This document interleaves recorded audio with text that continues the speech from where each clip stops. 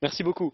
Mes chers collègues, je ne crois pas que l'Union européenne soit en capacité d'agir pour la durabilité, étant donné qu'elle prône un modèle ultralibéral dont la caractéristique première est justement la précarité, c'est-à-dire l'inverse de la durabilité, précarité aussi bien sociale qu'environnementale.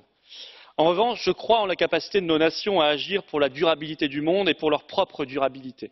C'est notamment le cas en ce qui concerne le développement harmonieux de la planète, qui seul sera en capacité de freiner les immenses mouvements de population du sud vers le nord, dont nous ne commençons à peine de voir les débuts.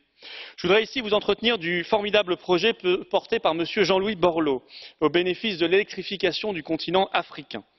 L'énergie est évidemment l'un des premiers droits de l'homme qui conditionne l'accès à tant d'autres droits de l'homme, que ce soit l'eau, que ce soit la santé, que ce soit l'emploi. Et l'énergie est un facteur territorial d'équilibre évidemment absolument puissant. Monsieur Borloo, bien sûr, n'est pas de ma famille politique, mais peu importe. J'ai discuté avec lui de ce projet, il me l'a expliqué, et je souhaite y apporter ici ma contribution.